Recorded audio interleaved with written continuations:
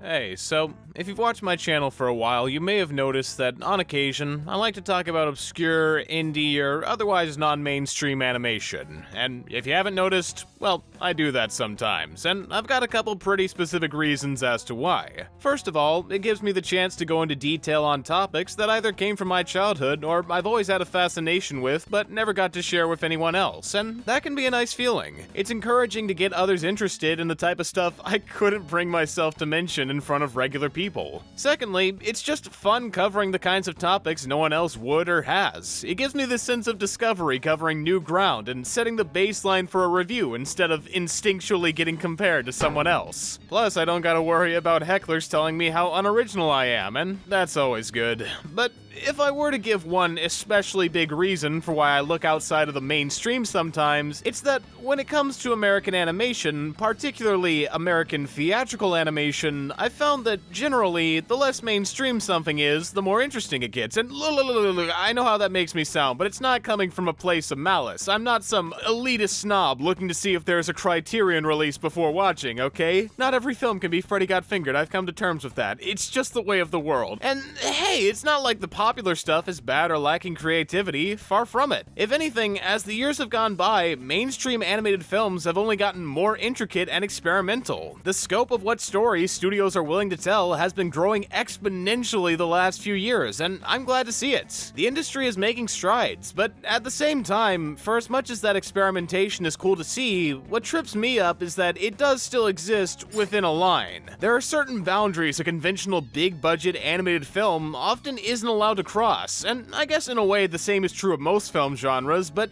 animation isn't a genre, it's a medium. A visual device for storytelling that can portray any and all scenarios a live film could, but without a limit on imagination, and in so many forms too. People have used hand-painted cells, CGI, stop motion, puppets, motion capture, oil painting. The possibilities for what you can do in animation are as endless as the stars in the sky, but when it comes to theatrical animation in the US, those possibilities are forcefully condensed and restricted into a very rigid outline. One that believes animation as a whole is strictly for kids, not adults. Oh, they can watch it if they want to, as long as they're doing it for the tykes. And if they're feeling daring, a studio might push for darker themes, light swears, or a single drop of blood to really push that PG rating, but outright adult content is rare to come by if the fact it's R-rated isn't the selling point. Of course, there are exceptions, usually from the realm of TV film adaptations, but I think we can all acknowledge that those hardly ever challenge the average viewer's notions of animation as a whole. To them, films like Sausage Party and Bigger, Longer, and Uncut aren't meant to break down their assumptions or show what the art form can achieve, but to show how funny it is for the kids media to not be kids media. Looky Lou, he said bitch and shit and they're not supposed to do that, stupid baby movies. How outrageous! It's like hearing there are pro recorder players. Just by instinct, to us, the idea sounds stupid, since the recorder nowadays is associated with a plastic toy you play in the 3rd grade, and not a real instrument that exists and sees use and shit, but it does. It is. They're not the stupid ones here, we are. For having these dumb preconceptions, older generations decided were the norm. And that's why animation is seen like it is by the general public. That's why if you want to make an adult animated film in America, your best bets are obscure potential micro hit that gets an Oscar nomination and loses to Pixar, or basing everything you write on the "if it was written by Vivziepop" meme. I am your bitch. We've been conditioned into this mindset, and while social media has helped to blur that line, letting people get excited over whatever they want with others who feel the same, it hasn't stopped that prevailing stereotype from sticking around, and I'm sad to say that probably won't change until the industry itself does. I mean, what's the alternative? To do it yourself? Gather some friends, work day and night for 2 to 3 years with little to no pay, hope to God whatever you put out can make it in the harsh world of theatrical animation? That's insane. Do you understand how insane that sounds? It's wishful thinking at best and financial suicide at worst. No, wait, actually, it might be worse if you got popular, since then you'd feel the need to keep doing it over and over again to lead the charge for this new wave of contemporary media. And who could keep up with that? You'd have to be the most lunk-headed, work workaholic, overly ambitious, lucky anomaly of a human being to ever exist. Anyway, here's Ralph Bakshi. But before that, I'd like to take a minute to talk about this video's sponsor, Storyverse. A pretty interesting concept for an app that hires a group of freelance writers and artists to create exclusive short stories with animated visuals to accompany them, making for a unique format they like to call read watching. As far as art styles, they've got a large range of distinct looks, going from cel-shaded to black and white crime noir to mixed media, and the stories themselves have just as much variety, covering pretty much every genre you can think of to keep different audiences in mind. The whole thing's a very creator-driven space that makes sure to credit its massive list of involved talents, and I was personally pretty impressed by the production value of the story A God of Ones and Zeros, which has some absolutely wonderful animation quality for a straightforward but fun story that's well suited to the format, and I'm sure you'll find your own favorite story if you take the time to look. So if you're interested in trying out a new method for consuming media, you can download Storyverse for free from the App Store or Google Play. And if you want to get a look at behind the scenes as well as upcoming projects, you can follow them on social media at @Storyverse. Thanks to the team at Storyverse for sponsoring, and on with the video. Yep, when it comes to the topic of adult indie animation, it's kind of impossible to talk about without giving some serious lip service to the guy who did it first, and oh boy did he do it. If there was ever a man to put the adult in adult animation, it was Bakshi. Calling him a trailblazer would be the biggest understatement in your goddamn life. It was more like he was a bright light glimmering in an age of perpetual darkness, and I'm hardly exaggerating. If you think the perception of animation is bad in current year, you would have had a heart attack during the late 60s to early 70s. Ugh. Now that's an era no animator wants to go back to. It was like the worst of every world. Theatrical shorts were a thing of the past. Disney dominated the film scene like they had for the last 30 years. Basically, the one sustainable option for most studios was going into TV, but back then, the market wasn't nearly as big as it is now. It had only just gotten started, and barely anyone had them. So when animated shows did get made, they were almost universally cheap and kid-friendly due to strict censorship codes, and animators hated it. They hated the lack of creative freedom, the restrictions caused by limited budgets, the constant put-downs by studio higher-ups, and Ralph Bakshi was no different. He was a man who'd made cartooning his life from the moment he was able. A man who'd worked his way up from cleaning animation cells to directing his own shorts and series. You couldn't find a man more determined to make quality content, and yet, no matter where he went, be it Terry Toons or Paramount, no matter how far he climbed that corporate ladder, he could never quite make what he wanted in a way that made him truly satisfied. And when he did, it didn't last. Everything had to come back to being standardized and approved, and let's be honest, bland as hell, and Bakshi couldn't stand it. He was Princess Jasmine longing for more outside the castle walls, and so with nothing left to do but get married to, the studio executives, he ventured out, found his Aladdin, a producer by the name of Steve Krantz, and with his help in 1969 formed Bakshi Productions, a studio that, after some minor work doing whatever Krantz asked him to, would go on to produce Bakshi's 9 theatrical films, 2 shorts, 2 TV shows, and 1 Kickstarter project over the course of the next 50-odd years. And odd really is the best way to describe it, as Bakshi and his crew have one of the most interesting stories and filmographies of any studio I've ever seen. There's nothing you could compare him to other than Bakshi himself, who used his upbringing as a poor Jewish immigrant from Brownsville to make some of the most personal projects he could muster, regardless of what the general public had to say. From the moment he stepped on the stage, Ralph Bakshi was unapologetically himself, and he brought animation forward a million steps in the process. So, as a tribute to such an influential creative, I want to rank each of his films from worst to best while reflecting on his career. It's not gonna be easy, and by that I mean getting monetized on this thing is gonna be the ultimate game of Russian roulette, but same as Ralph, as the big city Boston boy I am, I'm not gonna back down from a challenge when given the chance. This is every Ralph Bakshi film ranked and reviewed. Education and historical purposes, please help me. I know it already seems like a foregone conclusion with who I'm covering, but seriously, I'm gonna try to keep this in the green. Even when it comes to Bakshi's most recognizable work, the first ever animated film to receive an X rating. Although to call it Bakshi's film alone wouldn't quite be true, seeing as almost the whole plot of the film and its concept were adapted from a comic by underground cartoonist R. Crumb, who, strangely enough, would end up being possibly the biggest roadblock to the film getting made, and that's saying a lot with how much this film had to go through, like finding a distributor to fund the thing. You see, from the beginning, Bakshi wanted his true vision for Fritz to come through if it got picked up, so at every point along the way, he made sure there couldn't be any confusion about what kind of movie he was pitching. No tiptoeing around the subject, no sneaky language. Fritz was gonna be gory, raunchy, over the top, and in your face. Puritans be damned, he was gonna be brutally honest of his intentions. And when Warner Bros. Was the only studio around to give him a chance, he doubled down by animating the most explicit scene of the film first for the early test screening.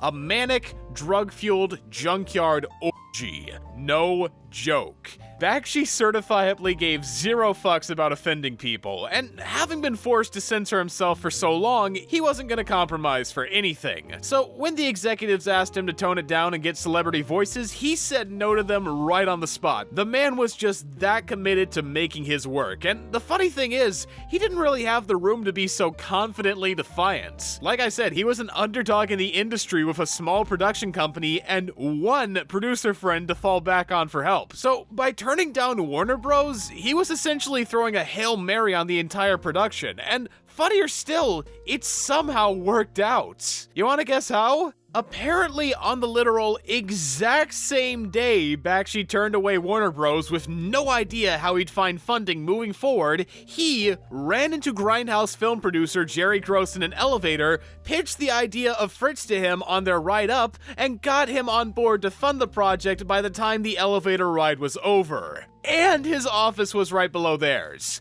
And the next day, while Bakshi was riding his bike, he got hit by some guy that handed him a check without a number on it, so he wrote $1 million and got the rest of his funding, only to find out it belonged to the mob. Okay, that last bit was just the Disney movie Blank Check, but I feel like it's just as plausible. That whole series of events sounds made up. It's gotta be one of the most miraculous turnarounds for a film ever, though to say it fixed everything would be far from the case, as the actual filmmaking process wasn't any easier. On the production side, Bakshi and crew might have avoided going fully bankrupt, but they still had to deal with funding so low, they couldn't afford pencil tests or storyboards, meaning Bakshi had to make sure the timing was right for shots by manually flipping the drawings through his hand. And that's not even going into the pushback he got from several California artists who didn't appreciate it when he started scouting animators from the area, or how a bunch of artists left the production when they realized they had to draw scenes they objected to. It was as if for every problem he solved, another took its place to keep the film from being made. But as annoying as all of those issues were, they weren't unexpected. Bakshi knew they'd have trouble finding a distributor, that the budget would be astronomically low, that he'd have to deal with a bunch of chuckle nuts who didn't understand he wasn't messing around. Obviously, he couldn't grasp exactly how insane those obstacles would be, but he saw them coming. What he didn't see coming, or should I say crumbing, no I shouldn't, was that R. Crumb, throughout the film's early production, would flip back and forth on if he'd give the production his blessing, and so naturally, it led to some friction between him and Bakshi that's tough to take sides on due to their wildly contradicting stances. I guess there is one thing in common. They both end with them going, "I wasn't the asshole, he was the asshole." So yeah, the truth is a little hard to glean through all the pungently thick salt, but based on articles describing their interactions from around the time, my takeaway is that this most likely came down to a gap in communication. Crumb was a Weasley introvert who couldn't say no, Bakshi was an excited upstart looking to get a yes. It isn't hard to see why they'd have trouble figuring stuff out, and that factor, along with Crumb's inconsistency, led to a long uphill battle that raged on for months until Krantz, channeling his inner street rat Aladdin, went back to his thieving ways and got the rights to Fritz through Crumb's wife, who had power of attorney. Now, whether this move was ethical or not is up to debate, but Crumb definitely took offense, attempting and failing to get his name removed from the credits via lawsuit and spending the last 50 years talking unbelievable amounts of shit. He thinks it's a bad taste, derivative, unwatchable stain on his career that never should have been made, representing many of his deepest regrets and spotlighting a version of the character he disagreed with. But was the end product seriously so bad it deserved that kind of reaction? Was Crumb justified in writing writing off Bakshi as a dopey, unoriginal, sexually repressed destructor of his creation? Nah, not really. To the contrary, if you're asking me, it's an incredibly well done, if different, adaptation of the work that mixes Crumb's voice with Bakshi's while adding new insights to help bolster its own identity. It may not always be a one-to-one remake of the comic, which I suppose Crumb was looking for, but it's hardly a big departure. They're very close in a lot of ways. On a basic level, both the film and the comic are about this wannabe intellectual, fake philosopher-type college student who pretends to care about big issues when really he's just in it for ass or whatever new thrill he can find, getting into trouble and causing mayhem as he goes. It's a fairly simple premise that doesn't try for much of an overarching story, instead splitting itself into a couple issues of the comic and vignettes in the film, most of which are nearly identical to the original aside from switching the order and letting the end of each comic story transition into another of the films. In the beginning, Fritz tries to pick up girls, then he attempts to break down the establishment, start a revolution, become a hippie. Essentially, like I said, it's a near straight adaptation of most of the stories Crumb did with the character, and you can feel that in how fragmented it is. I mean, technically speaking, there is a logical through line for how Fritz gets from one scenario to the next, but none of them connect in much of a unified narrative. Ignoring one or two miscellaneous connections, each act could work as its own little sketch featuring the character, to the point it almost makes you wonder why they didn't attempt to go bigger for his cinematic debut.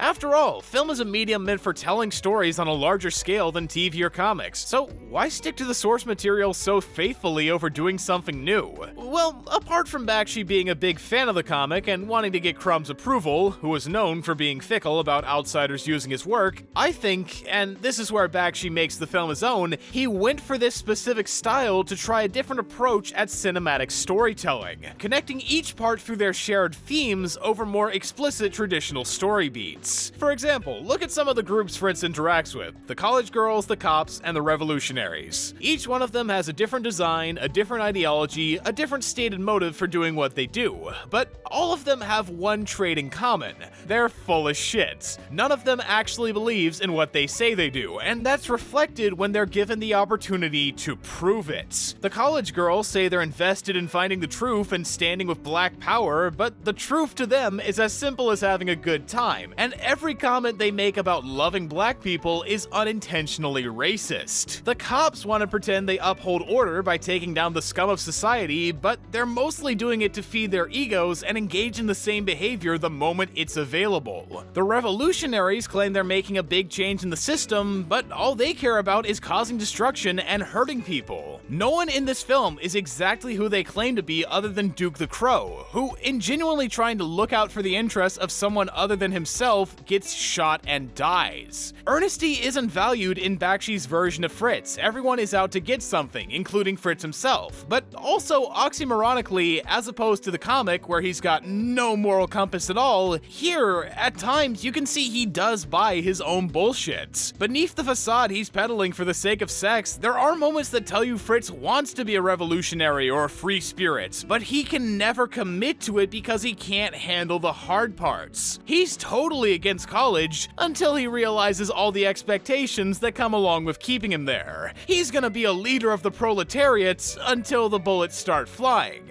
He'll travel the countryside making dreams come true until his bitch girlfriend complains. From scene to scene, we see him adopt new ideologies and drop them just as quickly, staying firmly in the middle between sincerely wanting change and having ulterior motives. He's constantly on the edge of facing consequences for what he believes in, but backs out just at the right moment before it can hit him. That is, until the last segment of the film, where he comes across people so reprehensible, he's got no other choice but to oppose them and what they believe in, getting blown up for both finally earnestly standing for something and as a sort of karmic punishment for all the shit he's pulled over the runtime. It's very much an intentionally conflicting moment for his character in that it cements him as not being totally irredeemable or without tact, giving him sympathetic qualities he never had in the comic, but in showing that side of himself, he falls victim to a society out to harm sincere protest, reflecting some of the harsher realities of the film's 60s setting. A time when rich, privileged assholes like Fritz could go on and on about the need for change, but only did so to get action while the people who actually got out there and fought were discriminated against or killed. That's why the film has such a heavy emphasis on crows, obviously representing black people, facing the brunt of Fritz's actions, as it was pseudo-intellectual idiots like him that made more harm for the cause than they did good. And I'm certain I could find another layer to Fritz's character, or how it relates back to the film's socio-political satire, if I really looked hard, but I think you get my point by now that he is a lead drenched in observations. It is so impressive to me how every interaction he has with other characters serves an integral purpose to delivering the film's message and developing its points. I'm not sure there's a single conversation in this movie you could say was non-essential, except for the ad-lib bits Bakshi recorded from real people, but then again, those are still important for an entirely different reason: building atmosphere. Fritz, when it comes to setting, knows precisely how to make an animated satirical version of New York that feels alive and real, and one of the best techniques they have for doing it is giving us this wide array of characters who are all doing their own things. Another benefit of the vignetted style the film goes for. Every unique location and group has their own racket going on. The world and its problems don't revolve around Fritz, he's merely another person living in it. If he weren't around, what goes down in the film would have happened in the exact same way with someone else, since Fritz isn't unique. He wants to pretend that he's this brilliant philosopher or lady killer, but as the opening of the film demonstrates, he's nothing but another bum with a guitar looking for attention. The only difference between all of them and Fritz is that he's the one we follow, but we don't follow him for having any special traits, quite the opposite. Fritz is a perfect representation of the average college student, the status quo. He's designed to be as evocative of the time period stereotypes as possible, making him a perfect point of view character to explore this vast setting with. So, weirdly enough, by virtue of him being the focus in such a colorful world, the film, by its very existence, proves Fritz isn't as great as he thinks he is. You don't even need to pay close attention to the themes of the movie to understand this is the case. All it takes is watching Fritz traverse this world full of people that mirror him who are apathetic to his existence. The fact we hear the conversations of random people and see multiple situations where Fritz is either a bystander or breaking up an event is plenty enough on its own to show how insignificant he truly is. It's brilliant natural storytelling if I've ever seen it. And speaking of seeing, this film looks pretty damn nice for something made on a less than $1 million budget. Like, I've highlighted animated films with tiny budgets before, but the production costs for Fritz are comically small. Remember back when I was talking about The Secret of NIMH and how hard it was for that film to finish? Fritz was made for somewhere between 1/6 and 1/7 of that. If animated movies were food based on price, Fritz would be a 4 for $4 meal. There's no possible way this would have been made if it weren't for Bakshi and his crew's determination. And you can feel that in the visuals. Clearly, Fritz isn't a clean film. It didn't have the resources to revise shots if they weren't perfect, so often you can tell exactly which animator worked on which shots. The old pro scenes are smooth and complex, the newbies are filled with loops and stiff movements, there are plenty of shots where characters are slightly off model or don't look quite right. It doesn't have an ounce of the polish a Disney film would have, but honestly, that's a big part of its charm. The lack of precision helps you to understand that this wasn't created by a powerful corporation with strict control over its works. No, this was made by a ragtag group with $5 and a dream who did the absolute best they could using what they had. Background artists painted over real-life New York areas to cut down on costs and create a familiar but exaggerated image of the city. Certain shots linger to extend the runtime and emphasize scope. Others remove most of the regular details entirely to put special significance on the bits it thinks are important. Every single one of Fritz's visual choices in their sloppiness are made with maximizing impact in mind. It might not have been the most polished or traditional in terms of animation, but all the same, in its unapologetic sincerity, it finds a way to make you love it, much like New York City itself. And that's what Fritz is when put all together. Scrappy, but heartfelt. It's hard to call Fritz flawless as it wears its problems on its sleeve so openly, but there's a respect to it being so open about its griminess that you can't help but admire. And whether you love it or not, you do have to admit, no one else would have had the balls to take such a risk. It's provocative, it's bold, and as the poster so proudly says, he ain't rated X for nothing, baby. It's true he was an acquired taste that not everyone approved of, including the original author, but surprisingly, the audience that could adapt to that taste was larger than expected, and Fritz the Cat would go on to make over $90 million at the worldwide box office. It was a smash hit unlike anything the indie scene had bared witness to before. People loved it so much, Crumb wrote a comic where Fritz became a commercial sellout and died. That's how you know it was big. The film had beaten all the odds to become a true runaway breakout smash, and so with his hit-making ability thoroughly proven, Bakshi was free to work on the project he was originally told wouldn't sell. A more sentimental film based on his own life experiences, going under the title Unshockingly by now though, this wouldn't be a totally smooth process either, but not for any of the same reasons as Fritz. Like, sure, the film ended up getting another X rating, but to reiterate in case you didn't get it the first time, Fritz did gangbusters, so it wasn't nearly as hard pitching heavy or getting it in theaters. Bakshi didn't need to spend time convincing people or relying on running into the head of an independent distributor pissing in the same public restroom. He had street cred, it wasn't hard to pitch him at all anymore. The world had seen what he had to offer, and among the impressed, producer Samuel Z. Arkoff was immediately willing to fund more. Even on the production side, as far as the making of the film went, there were hardly any of the types of annoying setbacks of Fritz. So what went wrong?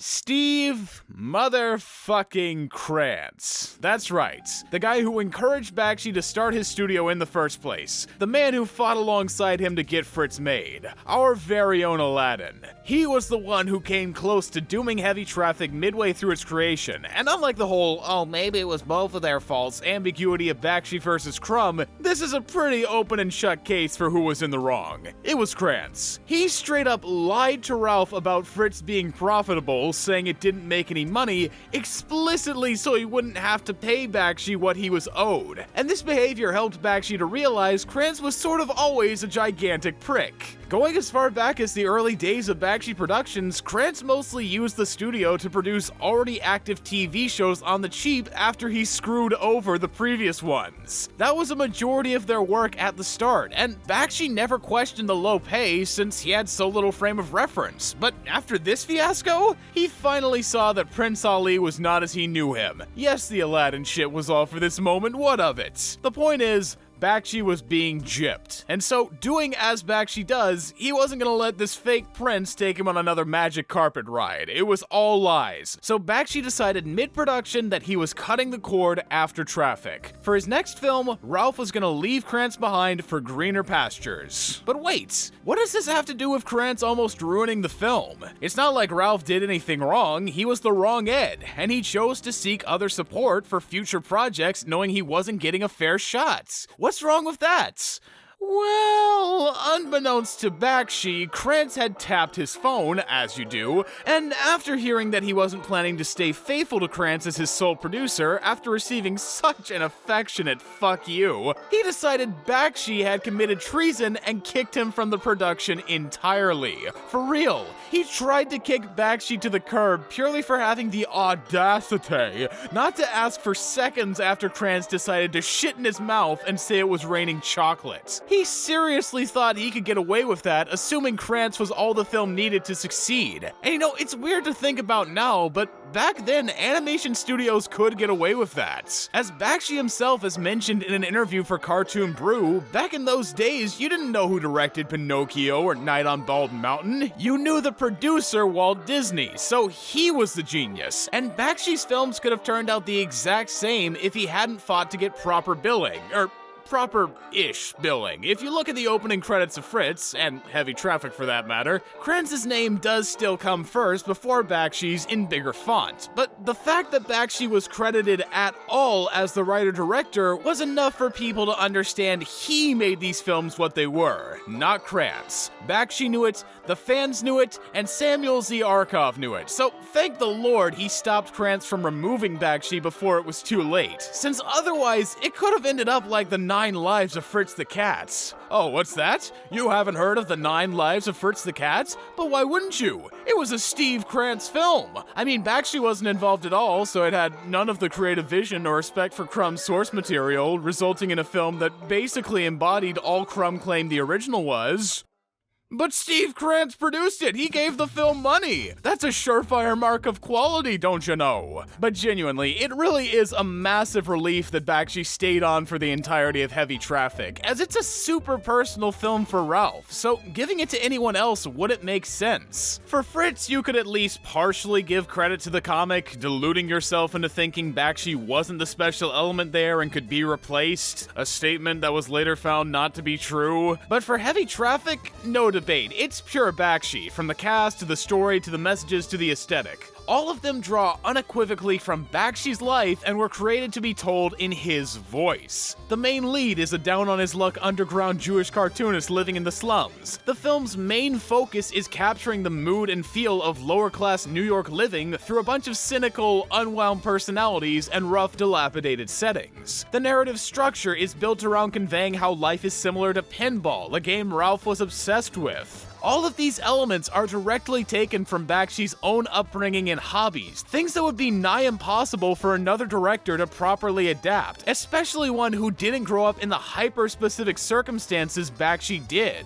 You couldn't fake understanding those types of experiences. Either you were there, or you weren't. Lots of people pretended they were there and made films to say as much, but anyone who was actually there knew better, and Bakshi was one of those people. That's why in Heavy Traffic, he's able to demonstrate the fun, chaotic appeal of the city the way he saw it, and how grimy and unwelcoming it can be for everyone else. Bakshi doesn't pull any punches showcasing the casual violence and discrimination and high likelihood of death around every corner that permeates the streets. If he had held back, it wouldn't have felt genuine, so he didn't. However, on the flip side, if he only shared the bad side of the city, it wouldn't have been true to how he remembered it. So, amidst the depravity and violence, he also takes care to make sure it isn't so real, there can't be room for comedy or satire. And I already know what you're thinking. Yes, it's a difficult balance that can lead to collar-tuggingly tone-deaf results if handled poorly, but in this case, Bakshi pulls it off near perfectly, in part thanks to the film opting for a style that places animated human characters over full-on live-action backgrounds. You see, Bakshi wanted to keep growing as an artist by going for something a little less whimsically childish than the likes of Fritz. So, to bring Heavy closer to reality, he took away the bright watercolors of Ira Turek's backgrounds and the animal characters designed by Crumb. But in doing so, he never lost the humor. Heavy might be exponentially bleaker than Fritz in multiple areas, carrying darker themes relating to poverty, the abuse of the mafia, domestic violence, and identity, but all that meant was that the humor got darker with it. The film wasn't afraid to joke around in between all its heavy-handed subject matter, and so in that respect, it definitely makes sense artistically to have animated characters on real-life backgrounds. The problems and the settings are grounded, the characters and their actions aren't. Or, in other words, it means the film can be as over-the-top as it wants, one of its first scenes being of a guy attempting to throw dynamite at a police car but bouncing off onto a random guy who contains its impact in his clothes, but that scene can still, overall, accurately depict how suddenly death can come for someone on the streets, establishing Heavy's outlook on life. How, to an extent, you have an effect on the universe, choosing where you go or what you want to do, but for better or for worse, once you start going places, it sort of becomes out of your hands. The universe will decide on its own if you get a big win or lose it all. So, in the end, you're forced to accept that outcome, like it or not. And if you're not dead,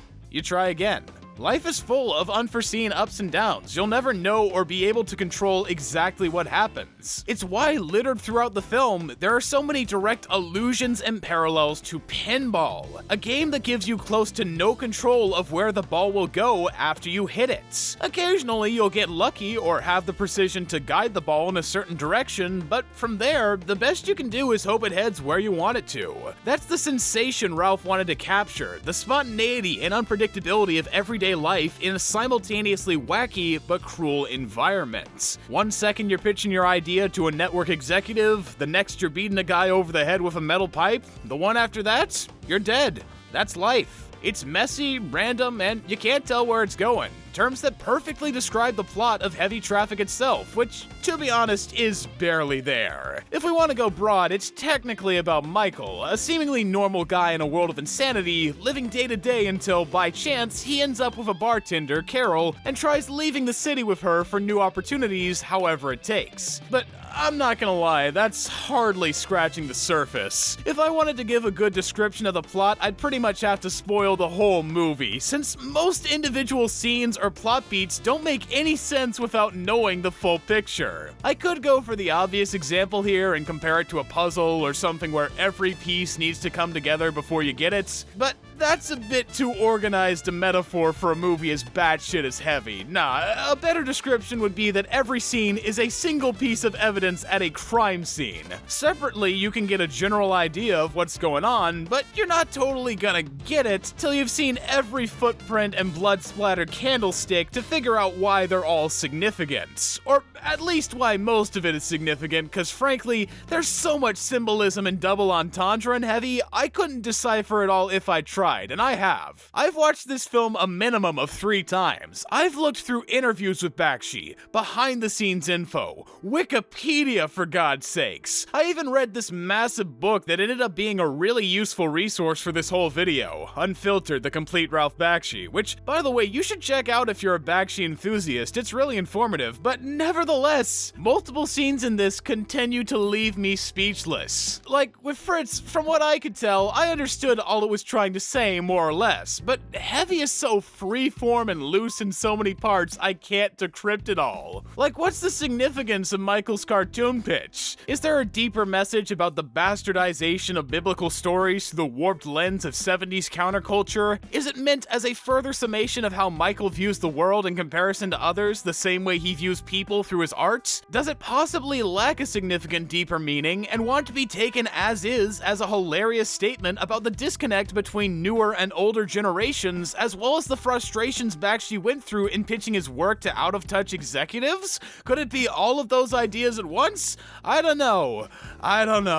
But God, if it isn't thought-provoking. And that's true of so many individual scenes in Heavy. I'm not gonna go too far into them for the sake of time, plus I'd like you to watch the film for yourself, but whenever I see them, I can't help myself from meticulously analyzing all the little details in Michael's dad interacting with the mob, or his mom looking through photos of her family, how the Godfather can get shot from every angle and not react at all, symbolizing the invincibility of the Mafia beyond its patriarchs, and the little pause Ida takes as she looks at a younger version of herself, reflecting where she is now. There are moments that don't feel the need to explain what they're looking to convey through dialogue like Fritz did, so without that, you're left to ponder on the imagery, drawing your own conclusions. And ooh boy, does Bakshi give you a lot to work with. If you thought Fritz was experimental, you haven't seen nothing yet. I know I've already brought up how the film's got animated characters on real photo backgrounds and uses pinball footage as analogs for what's happening,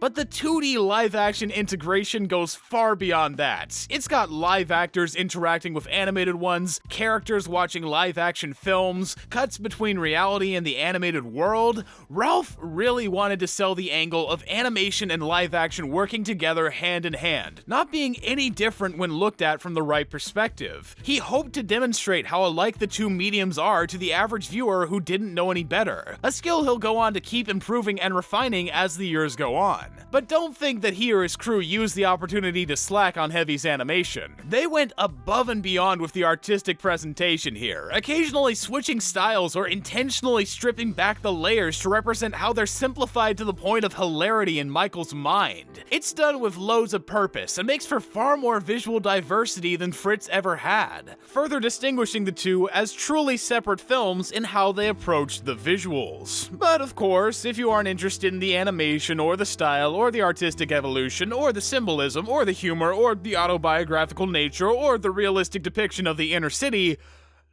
well, in that case, you should be watching another movie, but what I'm saying is that beneath all of that, Heavy Traffic's main selling point is its characters. They're what the film is named for. The problems are the heavy, the characters, the traffic, and so there are a ton of them ranging from relatable to comedic to downright fucking crazy. It covers the full range of personalities you could find in New York, and you're probably expecting for me to say it at this point, but same as the rest of the film, they're all based on real people Bakshi interacted with. According to him, he enjoyed hanging out at seedy bars and finding outrageous types to have conversations with. It sort of made him feel as though he were a normal person living in a cartoon, so that translates to the protagonist Michael being a subtle introvert in a world full of exaggerated weirdness. In fact, it's partially implied that just like the cartoons we saw him draw in the film, everyone in Heavy Traffic is meant to be viewed through this perspective. Looking at the parents for one, his dad Angie is presumably a low-ranking Italian mafia man, while his mom Ida is a Jewish stay-at-home mom who gets into fights with him. So, in animated form, Angie speaks half his lines in Italian and has an overinflated ego, Ida is tied intrinsically to her heritage and carries an axe with the Star of David, and the two of them are constantly attempting to kill each other. Seeing as it's a cartoon, you may have thought nothing of it at the moment, but in retrospect, doesn't it make too much sense that these are what the real-life Michael pictures his parents as? And seeing as he's such a shut-in who doesn't get out much, that would mean basically everyone is just as, if not more, insane.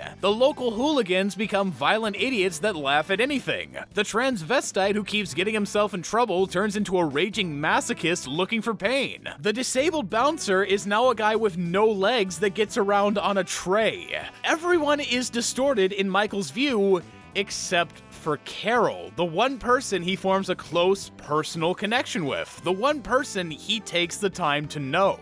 She's still not quite as lifelike as Michael, having a couple areas that stay exaggerated, but among the cast, there's no denying she's the closest thing to another regular person Michael comes across. So once the delusion is broken and Michael returns to reality, his unexpected death in animation representing his real-life counterpart losing at pinball, Carol is the only other character we see outside of his imagination. His mom and dad are technically there off screen, establishing that everyone in the story does exist in some form or another, but out of all those caricatures and exaggerations, Carol is the one thing that consistently stays real to him. Possibly mirroring how Bakshi, whenever he was done with the craziness of the city, could come back home to find his loving wife Liz, the person who kept him grounded in all the insanity he went through from day to day. But hey, that's just my theory. A Fillmore theory. And Heavy Traffic is so effortlessly full of multi-layered meaning, you might have come to a completely different opinion after watching it. I don't doubt that two people could decide to check it out together and walk out taking away none of what the other did, but it's that genius interpretability that makes the film so engaging in the first place. One viewing isn't enough to catch everything it throws at you, so undoubtedly, it'll compel you to watch it again.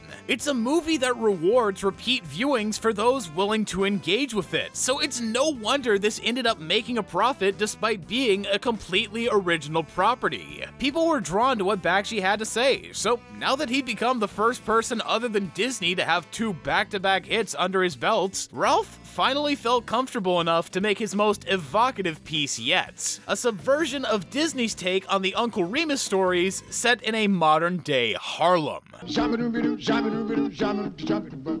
And believe it or not, up to release, this movie went through 0 unexpected mishaps. Yeah, for once, Bakshi and his team didn't have any of the problems they normally would when making a film. Krantz was out of the picture, so they didn't have to worry about him. It was another original property, so there were no creative disputes. The film was financed by Paramount, so they had a decent budget and turnaround time. And since Bakshi was so established by this point, the production company was actively leaning into him being controversial, even suggesting altering the title from Harlem Nights to Coonskin No More, and then eventually just Coonskin, purely so it could be more provocative. Shit, if anything, the production went too well. You'd think there'd have to be a catch of some kind to stop the thing from getting made or almost canceled, but no. Everything went exactly how it was supposed to, and the final product came out exactly as intended. Nothing went wrong until the premiere, where, following a protest led by political activist Al Sharpton, addition, the film was denounced by the Congress of Racial Equality, aka CORE, as being racist, and they went all in on this accusation. It was a brutal campaign. The chairman of the organization called it racist, the leader of the Los Angeles branch called every black actor in the film a traitor to their race. The group would routinely fill packed theaters screening the film with tear gas. They did everything in their power to give the film a hateful connotation, and it worked. Paramount immediately backed out of distribution. They flipped on a dime at the hint of controversy, and while a smaller company, Brian Stone, handled the film afterwards, letting it get a release, that wasn't the half of what Bakshi had to deal with. Other projects he was working on got shelved. He got letters of invitation from Republican senators and the KKK thinking he'd made an anti-black film. It was a total shitstorm, and you want to know the worst parts? Coonskin is not a racist film. It's not an anti-black film. It's the complete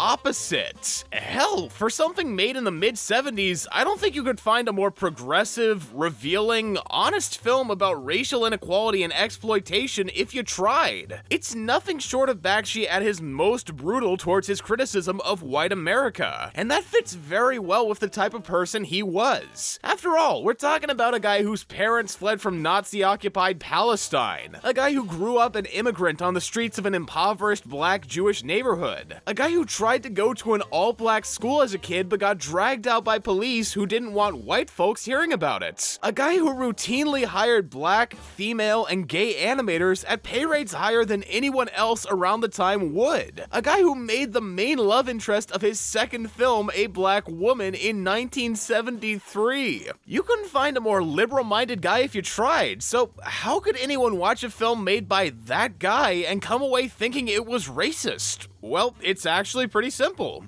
They didn't. No, seriously, it was straight up admitted by all the people at CORE that no one on the staff had watched the movie, at least no one important. They had gone on this whole crusade, did all the damaging shit they did to Bakshi's career completely on a whim against a film that stood with them. And Bakshi wasn't the only one saying it wasn't racist. He also got vocal support from the National Organization for the Advancement of Colored People, aka the NAACP, who, in a letter of support, called it a difficult satire after, get this, watching it. They had done what CORE wasn't able to, but they still wouldn't budge for whatever reason, even after the facts were presented. They, as a civil rights organization, literally labeled something a certain way and enforced that label through violence judged exclusively on how it looked while disregarding evidence that showed they were the same. Does anyone else find that ironic? Because I think it's pretty ironic. Okay, I got a little heated there. Sorry about that. It's just, man, the fucking hypocrisy, dude. It's unreal. And all over one of Bakshi's most unambiguous films. Like, I've spent the last 2 sections talking non-stop about the complexities of the man's work and how abstract so much of it is, and to a point, Coonskin does retain that complexity. It's got plenty of symbolism, trippy sequences, unrepentant horniness. There's no doubt at all that it's a Bakshi film, but when it comes to the intended message and plot, I don't think Bakshi's ever been more obvious, and I mean that in a good way. Coonskin is outrageously unapologetic in every frame of its runtime, and it wouldn't have worked as well as it does if it weren't. This is a story that needed to be raw and uncomfortable for its point to get across, and yes, that includes how it's presented visually. Now, usually I'd save the discussion of this for later on, since what are visuals without a story, but it's the visuals that got the film in trouble to begin with, and it tells a story all unto itself, so let's address it first. By now, if you've been paying attention with your eyes, you've probably noticed 2 things about this film's animation. One, it's incredibly fluid and detailed, far more than either of Bakshi's previous films. It looks great, and 2, there's a heavy usage of character models based on racist depictions of black people from old American cartoons. And the film isn't shy about it. The caricatures are just as, if not more prevalent than the animation itself, and both of these distinctions were done done for super specific reasons. On the side of the fluid animation, Bakshi was further channeling how, in the film's satirical defiance of Disney and their depiction of happy black plantation workers, Coonskin was going to match their animation quality while outdoing them everywhere else and addressing the topics they glamorized, essentially equating to it giving Song of the South a big middle finger. And the designs are a similar story. The only difference is that the receivers of the fuck you are the uncomfortable white audiences, exactly as Bakshi intended. He wanted to do another juxtaposition between live action and animation like in Heavy Traffic, but unlike there, where the animated characters represented how Michael saw the world, Coonskin's black characters are meant to represent how America sees them. It's directly throwing the country's long history of depicting negative black stereotypes back in the viewer's face to force them to confront it. And the narrative does all it can to reinforce that message through a story I'd call If Fritz the Cat Weren't a Phony and Decided to Gun Down All the Fakers Profiting Off Black Suffering. Or, in simpler terms, a gangster named Brother Rabbit comes to Harlem with his crew to clean up the streets, taking down all the corrupt leaders they need to in the process. But really, it does feel like Coonskin's an amalgam of Bakshi's previous works used to tell a more streamlined, linear plot. Oh, the tangents are still there, you don't gotta worry about that.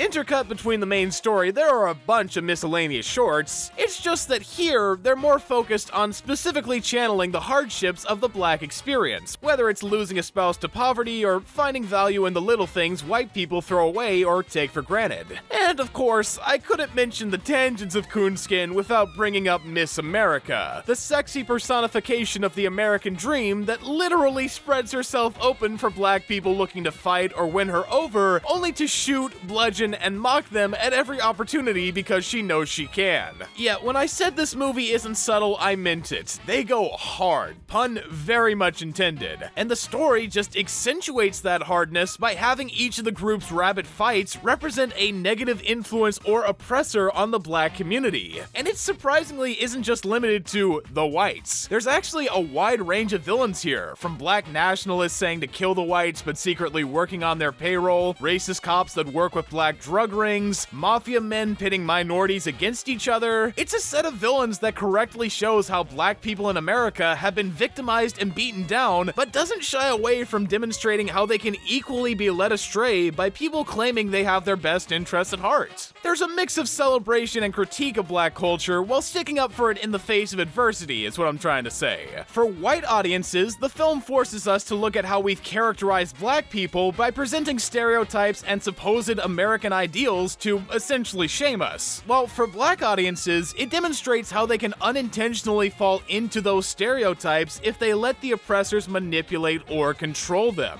Not to sound preachy or anything, but it's deep. And in the case you don't want to focus on that, it works just as well as a blaxploitation action film with a clever, likable protagonist and well-done animation. So, all in all, I think I'm confident in saying that, so far, Coonskin has to be Bakshi's greatest work, which makes it all the more annoying what the backlash did to his career, forcing him to retool what should have been his next film.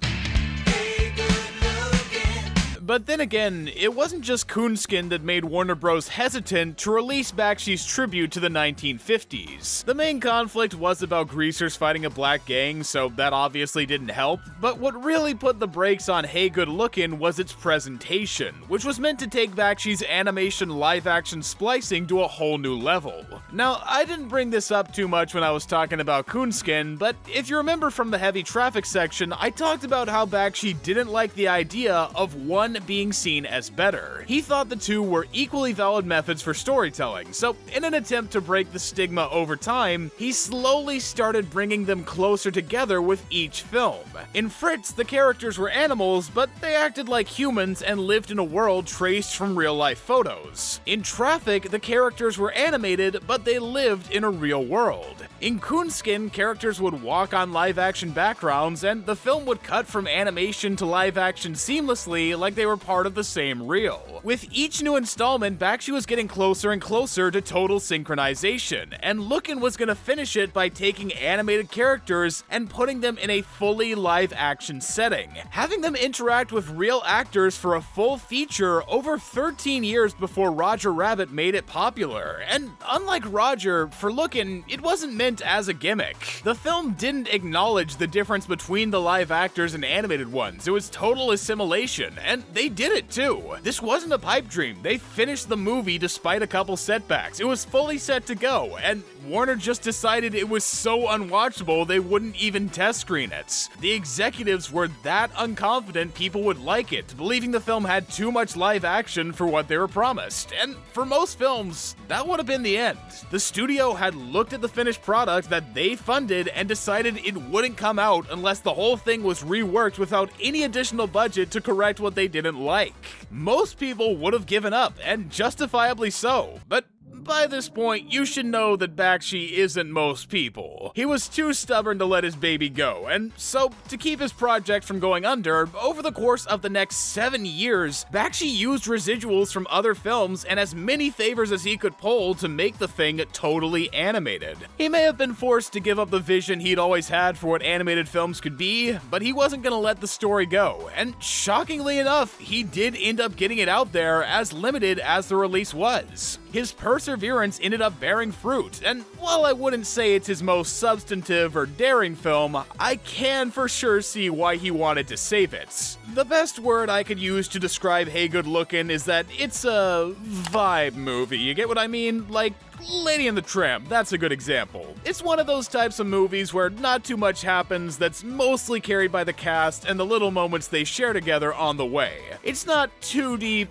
not too intense, but relaxing and fun and only occasionally something more. The kind of shit you'd watch while you were high or looking to unwind from a stressful day. Something you can focus on if you want to, but you're not gonna be missing too much if you don't. Like, I said the plot was greasers going up against a rival black gang, but that doesn't even come into conversation till 30 minutes in, and doesn't actually happen till the last 10. It's pretty slow on the uptick, but that doesn't mean it's bad. The pace is definitely intentional to set the mellow tone most of the thing has. They aren't looking to overload you with conflict. Rather, the threat of that conflict is mainly there to underscore what the movie's really trying to do. And that's to lampoon how people generally viewed the 1950s in America. An idea that's already funny to think about considering how we tend to look back on the period nowadays, but even funnier knowing that at the time, that sentiment was 10 times as strong purely for the fact that we tend to miss things the most when they happened around 20 years ago. I like to call it the nostalgia effect, and the 70s especially loved glamorizing the 50s. They had a whole show about it literally called Happy Days, and it was #1 on syndication. You couldn't get more cartoonishly fond of something than that. People loved it for the music and the aesthetic and the attitude, and Ralph clearly did too. He wasn't immune to its appeal. He grew up in it after all. He lived the greaser lifestyle, and one of the things you pick up about a lot of Bakshi's street pictures, as he likes to call them, is that while they're vulgar and dirty, they also have a certain charm and beauty. The sort of charm you find in an abandoned public school around a bad neighborhood. You know they should go ahead and tear it down, seeing how old and useless it is, and it wasn't really even that nice in the first place. Honestly, you probably came out with more than a couple scars, but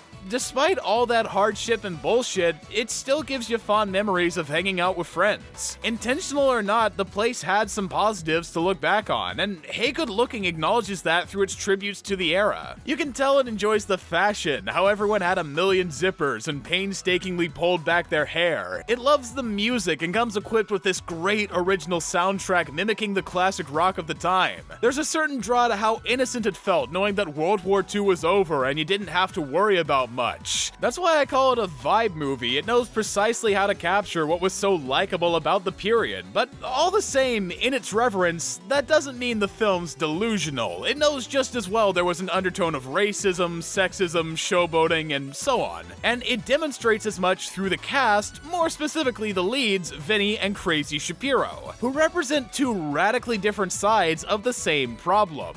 On one end, Vinny is a wannabe tough guy. He cares loads about his image and being being perceived as the coolest, raddest, most badass gang leader around. His only problem is that he's actually not that much of a fighter, so when he accidentally incites a gang war leading to the possibility of death, he's mostly trying to bow out, and he isn't wrong for that. All Vinny's looking to do is be swag and get girls, as most greasers of that time wanted to do. But to keep that image up and not come off as a pansy, he's constantly forced into these life or death scenarios to prove his manhood. A stupid notion that no rational person should strive for, as exemplified by Crazy, who, in having all the traits your average girl of the time would consider manly, is genuinely unwell. That name isn't just for show. He's seriously an unchecked mental case, and the film cleverly distinguishes that fact by having him be the one character in the whole film to intentionally kill. Everyone else, they're like Vinny. They're more in it for the theatrics and looking cool than anything else. It's practically dress up, and I think that point's best made by how they all react to death. When Vinny sees Crazy shoot down 2 chaplains, he rightfully calls him a maniac and plans to skip town. When the leader of the chaplains gets word of the deaths, you can see the mortified shock on his face. And most tellingly of all, in that short-lived rumble between the gangs, it all stops right when someone gets shot because no one expected it. You can tell by their confusion. None of them were taking it seriously, and why would they? They didn't have any worries, and so, by extension, they didn't have any fear, which might be both the scariest and funniest thing a generation could lack. So that's the dichotomy presented in this film. Everywhere around there's all this violence and careless behavior, but outside of those few serious moments, it's almost always portrayed with this goofy edge full of sound effects and cartoonish exaggerations. Among Bakshi's films, I don't think there's any that are quite as hilariously over the top, and it works for portraying that double-edged sort of charm without straying from the problems that time period had. Would I call it his best?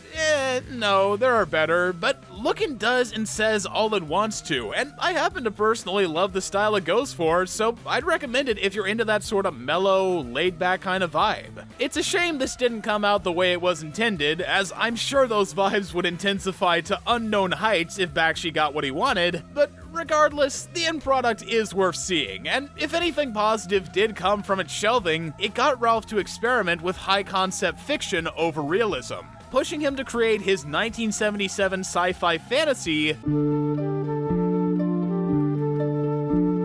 But he wasn't coming into this project just to be different. As far back as when he was working for other studios, Ralph wanted to do a fantasy series that never got made. So, with his street pictures causing him trouble for 2 films straight at that point, he decided to use those ideas as the basis for Wizards, and yeah, this definitely feels like the combination of a bunch of unused ideas. Not to say it doesn't work entirely, there are a bunch of little pieces in Wizards that are fairly cool conceptually or on their own, but when you put them all together into one narrative that doesn't have room for all it wanted to, it comes out more than a bit jumbled. The basic story this time around is that millions of years after humanity blew itself up, causing the remaining humans to become mutants and fairy tale creatures to come out of hiding, a mutated wizard by the name of Black Wolf rediscovers Nazi propaganda films to help motivate his demon armies. And I swear to God, YouTube, do not demonetize me for this shit. This isn't a PG movie. This movie is rated PG. I swear to God. Anyway,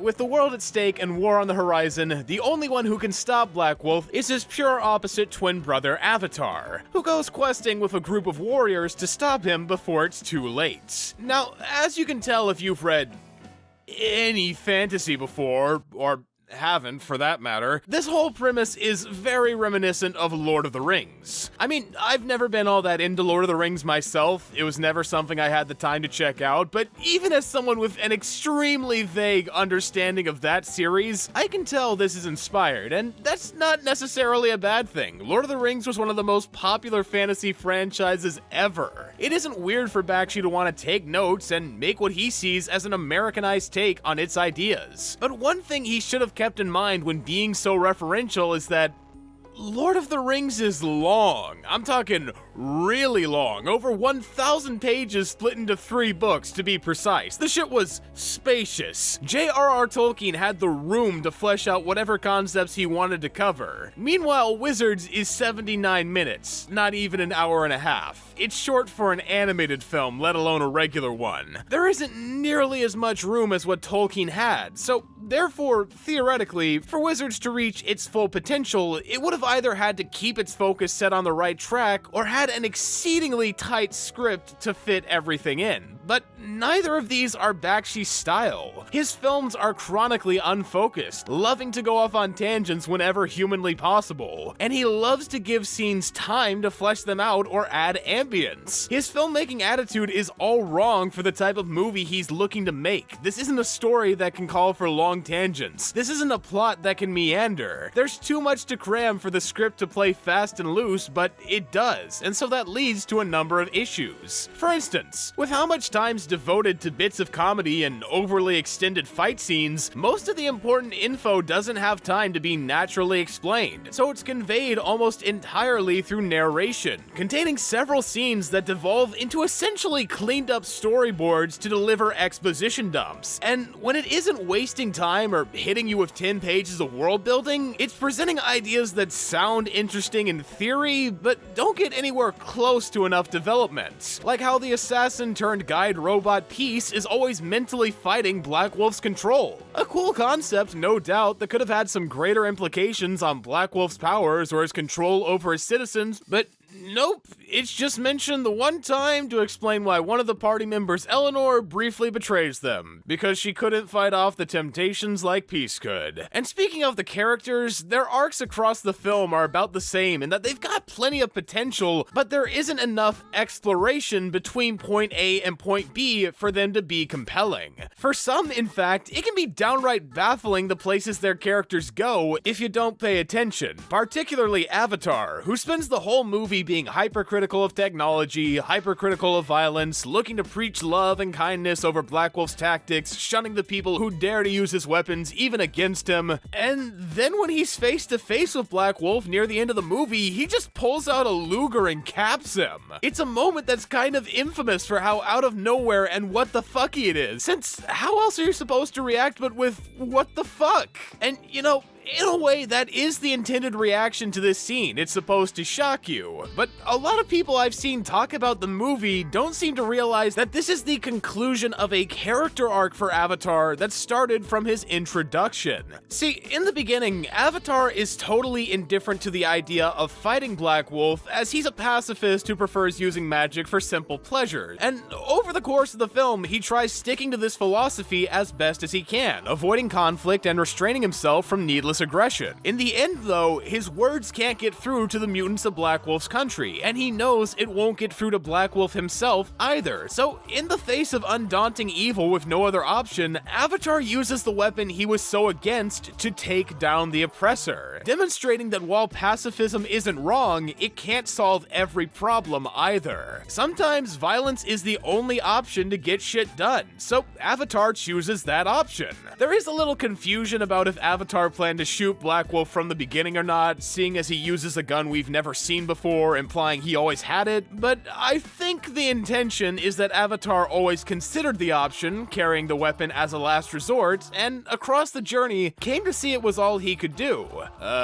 Emphasis on the think there, since in all honesty, I don't know for sure myself. It's pretty vague, and not in Bakshi's typical there are multiple meanings type of way. I'm saying it goes beyond his usual vagueness by outright feeling as though it's missing pieces. Like, at one point there was a plan for Avatar to be conflicted and struggle with the weight of his values, but then they either didn't have the funds or time, so to keep it in some way, they left all these little implications of character to make sure it wasn't totally unexpected. Like, if someone was questioning the ending, Bakshi could go, "No, it's not. I left you the puzzle. You just couldn't piece it together." By the way, that's not me mocking his voice. He actually sounds like that. But yeah, Avatar could have used a little more polish, and so could the rest of his party, who are fine, but don't have as much character as Bakshi's other leads. Similar to Avatar, they've all got their own problems to overcome. The fairy princess Eleanor is learning magic, the elf Weehawk has to get over his suspicions of peace, yada yada yada, they're fine, but none of them get the attention needed to be impactful or poignant, so I didn't find myself caring too much. They were a likable bunch, I didn't mind watching them or anything, but I wasn't all that enthralled either. It was a fairly passable, if enjoyable time that was mainly elevated by its rustic charm and the film's especially exceptional artistry. Oh, it's not perfect, none of Bakshi's films are. The low budget does become obvious a good couple times, but more often than not, it's masked super effectively using trippy, color-corrected B-roll for certain backgrounds and rotoscoping, aka the art of taking live-action footage and animating over it to convey the mutant hordes. At the time, Bakshi didn't have the tools to film his own live-action scenes, so he used old film fights hoping no one would notice as references, which in and of itself can be distracting every once in a while, but any complaints I might have about the mismatched footage are outweighed by the absolute style and unique flair. It's definitely unlike anything you've seen before, and the eerie quality it contributes to can't be overstated. This movie gives off major late-night Adult Swim energy, and it's entirely due to its weird, eclectic mishmash of art styles. You've got them going from heavy metal to surrealist psychedelia to sci-fi, and what may be my favorite bit is how they do a mix between gothic fantasy and fairy tale illustrations depending on the settings, that in Black Wolf's Kingdom are dark and solid and incredibly detailed, whereas everywhere else is watercolor and freeform and doesn't feel the need to be as intricately epic. It's a wide range of artistic approaches that, one way or another, somehow comes together just right. And that's equally true of the film's score, an aspect of Bakshi's films I never thought too deeply about before that was noticeably strong here. There's a hint of jazz, a smidge of rock, Celtic synth. It matches the graphical hodgepodge really well. I can't imagine Wizards being quite as captivating without it, and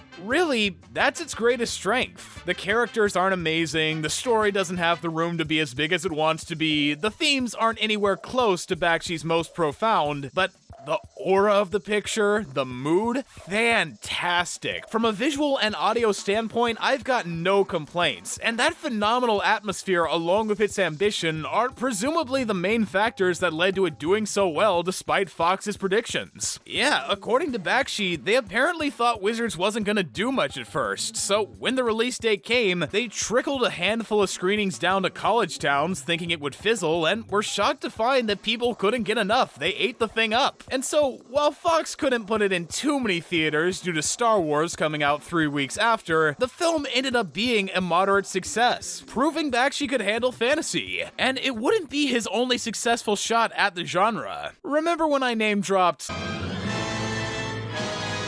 Yep. That's right. Before Amazon, before Jackson, before Rankin Bass, the first person to ever do a true film adaptation for Lord of the Rings was Bakshi. And while, to be frank, this film has its fair share of problems unto itself, I do think it's an improvement over Wizards, and considering how it could have turned out if Bakshi wasn't involved, this is probably the best result we could have gotten. Okay, so a little history lesson here. Before Bakshi was brought on to direct the project, or should I say, he rescued it, the production company United Artists paid a British director, John Boorman, to write a script condensing all 3 books into one film. A task you'd think would be impossible, and was. Or rather, he did write a script, but it was 700 pages long, and for any of you watching at home who don't know what the script-to-film conversion rate is, a page of screenplay usually amounts to 1 minute of edited film. So altogether, if Boorman's script were followed as intended, the film would have been about 12 hours long. That's the same length of time as all 3 of the extended edition Peter Jackson films put together. And that's not even going into all the weird narrative changes like adding characters or changing established ones or giving the main character Frodo a sex scene. Let me repeat, a sex scene with Frodo Baggins, the Hobbit. That's the kind of material they were gonna use, and Bakshi, limited as his knowledge of this script was, knew it was gonna be a disaster. He understood the books couldn't be adapted like they were about to be, and so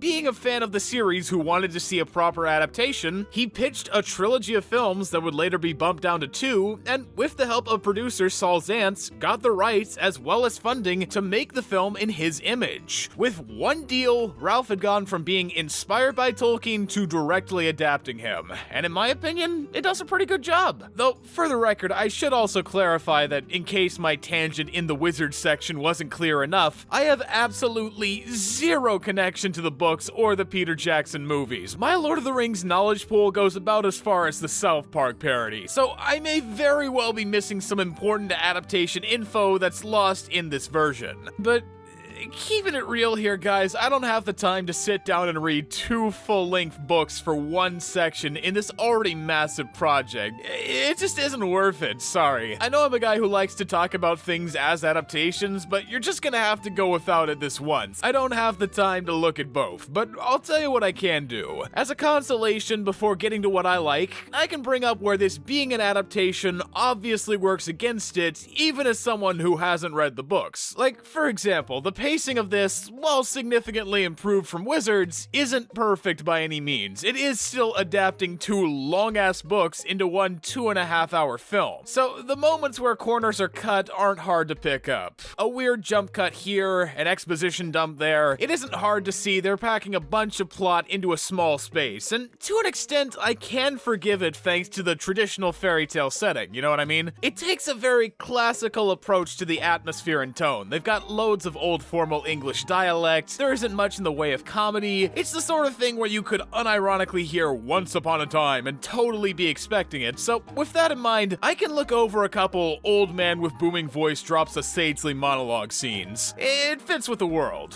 What I'm not quite as forgiving of, though, is the characters, since ultimately, that's a big part of what makes this story what it is. The whole premise of this film is that a party of assembled heroes from across the land are going on a quest to destroy a ring of power before it can land in the hands of the villain Sauron, who wants to kill them all. And so, as you'd expect, the dynamics of that cast are integral for multiple reasons. Naturally, on a basic level, there's the idea of them being our protagonists, so having fun or interesting relationships adds to our investment, but on another level, when it comes to world building, each of these guys is a window into their race and the histories they have with the others. How their values clash, why they're choosing to help, what compels them to like or dislike each other. These are both things that tell us about the individual characters as people and what their part of this fantasy world is like compared to the rest. So as a result, it's doubly important that they're well characterized so we, as audience members, don't feel like we're missing out on parts of the world. And for about half of them, it works out great. When it comes to the characters who really get time to shine, I'd say they're incredibly compelling. At the front of the group, of course, you've got Frodo, the bearer of the ring, who's scared and timid for most of the film, but thanks to his true heart and strong convictions, goes on the quest anyway, proving time and time again why he deserves to bear the ring over others who'd more easily be swooned by its power. Next to him is his best friend and moral support Sam, who's always looking out for his well-being and understands him better than anyone else. Leading the group is the wizard Gandalf, a stubborn but wise force of an old man who doesn't put up with anyone's bullshit and protects them when need be. Beside him is Aragorn, the stoic, vengeful descendant of the king who first beat Sauron, out to finish what his descendants started. And lastly, Boromir is a brash warrior out to save his people who thinks the ring could solve his problems. All of these guys are fantastic, I love them. They've got phenomenal chemistry all around and make for some unique interactions, especially from Frodo. I wasn't sure how I was gonna feel about him at first with his peppy, almost too innocent persona, but he grew on me pretty quickly for having serious balls when it counted. The guy is basically the embodiment of courage, and he acts as a contrast to the rest of the group who are mostly weathered and cynical. Or I guess I should say the rest of half of the group, seeing as the other half, consisting of the dwarf Gimli, elf Legolas, and 2 other hobbits, Merry and Pippin, are sorta left out to dry here. They don't really get much to define them in the same way the others do. As far as I'm concerned, you could have cut them out and nothing would have been lost. Actually, with how much time gets spent on Merry and Pippin just walking along with orcs after being captured, if they were removed, there would have been way more time for other scenes, so yeah, they actively detract from the film. If I were to give benefit of the doubt, maybe these guys are important to Return of the King or something, meaning they'd be important later, but here, they're just blemishes on an otherwise nice, if bizarre-looking suit. And I call it bizarre because, well, do I need to explain? Look at it. Yeah, so following the trend he started in Wizards, Bakshi decided that to keep the grand epicness of Lord of the Rings without going insanely over budget, he would film the entire thing in live action and then rotoscope it, allowing the world to be big with tons of grand settings while giving the characters a realistic quality, and it's hit or miss. When it looks good, it looks really good. There are several incredibly impressive shots and sequences in this film. Whenever they're riding on horses, interacting with environments, or having slower moments, it all comes off real natural, and most of the time, the action sequences can be fun too, but not always. And that's mainly due to the limitations of rotoscoping, where no matter how awesome the thing you draw over it is, the shot still relies on a live action basis. So in stuff like action scenes, at times, you're gonna be able to notice some telegraphing and pulled punches that could break the illusion. Occasionally, if you pay attention, the weapons will even kind of bounce off the target or bend in a way it shouldn't, since, you know, they didn't actually kill people to get the film footage, I'm sorry to report. Missed opportunity if you're asking me. Imagine the marketing. Lord of the Rings. Figure out who we really killed.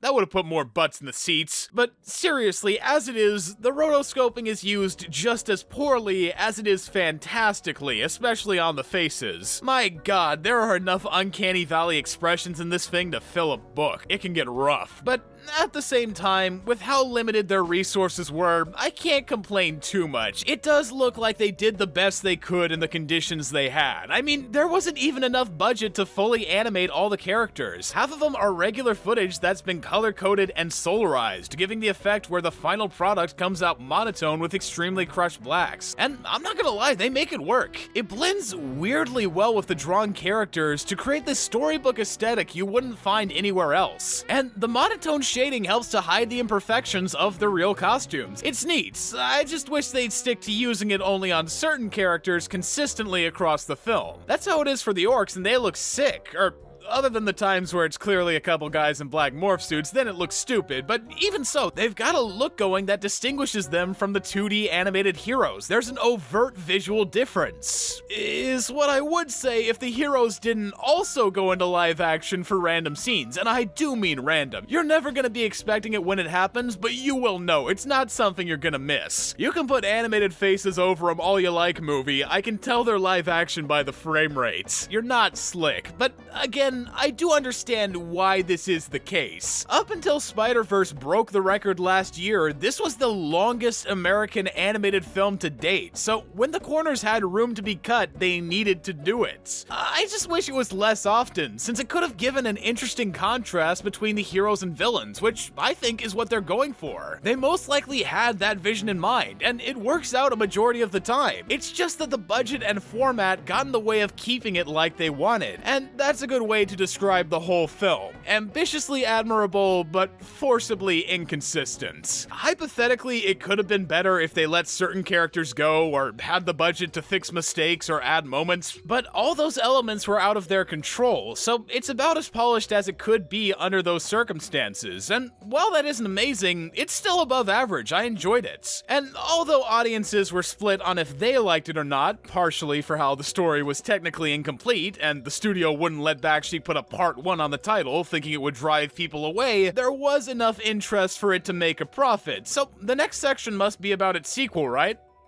Right?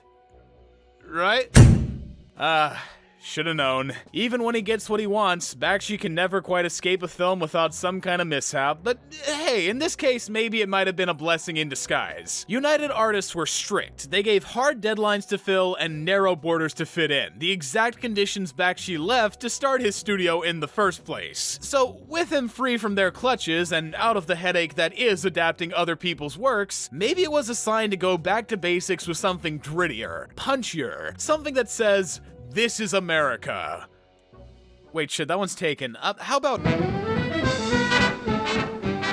Alright, so I haven't mentioned this before because, well, I wanted to wait till this section for the sake of thematic purposes, but an interesting fact to note about Bakshi's films is that while none of them so far have had to do with music or included musical numbers, it's an element that's always existed behind the scenes. And I don't mean there was a secret musician on his staff subtly influencing his film choices all along, as, let's be honest, believable with Bakshi's wild story that would be. No, what I'm talking about specifically is how, before the production of any film he did, Ralph would write a poem to guide how he'd handle the movie's tone. And of the ones you can find online, there's a common theme in all of them. Packing as much of the raw emotion he had for a topic as possible into only a couple bars. They're all absolutely stuffed with sentiment, and I think that speaks to how Bakshi understood the power songs could have, whether it be through their lyrics, rhythm, or overall arrangement and vibe. A well-written song has the potential to really pull at your emotions and leave an impact depending on when you hear it or for what reason. It's one of the many underappreciated elements that go into film scoring, or in this case, pop music, which Ralph, like many people, was a big fan of. And so, as an experiment for his next film about 4 generations of Jewish-Russian immigrants trying to make it in America as musicians, he decided to infuse every single scene with songs that represented each respective time period, incorporating them into the very soul of the film. And does it work?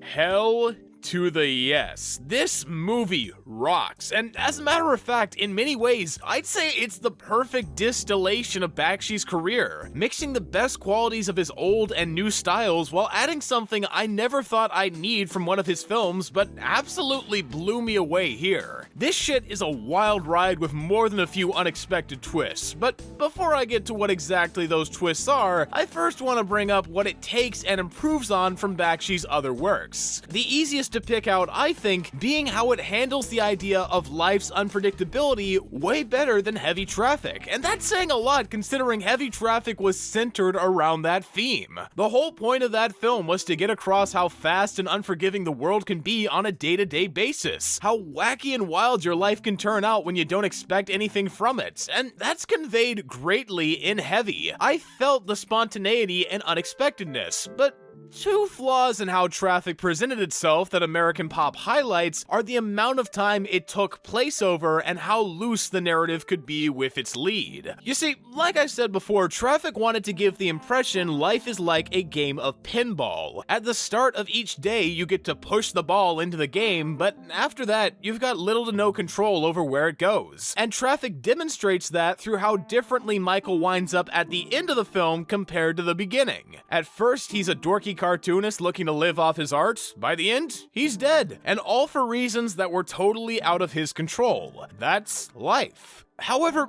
what this allegory is missing is that to truly showcase the sheer randomness of life, you need to show a full life. After all, a person's experiences aren't limited to a couple days, and it's not usually as eventful as what Michael went through. Of course, you could excuse the lack of realism in Heavy since, it's a movie, and one of the ideas presented is that it's Michael's hyper-exaggerated view of the world, but most often, in real life, the sudden curveballs the universe throws don't happen one after another, they're more spaced out than that. And seeing as Pop's about exploring the lives of 4 different people over several generations, it can make that distinction, giving us snapshots of what they've gone through without making every single moment a big change. Sometimes Pop will go several minutes without a major inciting incident to let us better understand what these protagonists want to achieve, giving weight to when specific moments change what they can achieve. Plus, with the added factor of it being multi-generational, we see the long-term effects those incidents have on the family, highlighting the core value they have to the story. And what's even cooler about how Pop expands Heavy's themes is that each protagonist takes a different approach to handling these incidents when they happen, in turn utilizing Bakshi's vignetted storytelling approach to show how each respective era of people interpreted the American dream. The opening lead, Zalmi, is a first-generation immigrant looking to survive in a harsh new world of possibilities. So, when faced with hardship, he takes every chance he can, no matter the lack of feasibility or danger. When his mom dies in a house fire, he goes to live with stage people. When his dream of being a singer gets ended by a stray bullet, he tries comedy. And when that fails, he supports supports his singing wife in the only way he can, by joining the mob. For every problem thrown his way, he took the path he thought would get him closer to what he thought was success. But the tragedy of his character is that doing whatever it took led to him and his family suffering because of it, which might explain why his son Benny is so much the opposite. From his introduction as a kid getting caught up in his dad's predicaments, he doesn't have a hint of ambition or intense emotion no matter what happens. And at first, both us and the characters notice this, thinking he's not right in the head, but as the focus of the film switches to Benny, it becomes clear. He isn't callous or weird or anything like that, he's just going with the flow, taking life as it comes. It's not quite right to say he doesn't care about what's going on around him, but rather, having grown up never knowing stability, he's come to terms with the gamble that is existence and chooses to live on, letting whatever happens happen. He could wind up in an arranged marriage or lose his own mom right before his eyes, but as long as he got to play piano and join the war like he wanted to, he was content. Shit, even in his dying moments, knowing he was gonna be shot, he decided to go out playing. And with that as his final act, you can't help but feel like he died happy, despite the, Danke.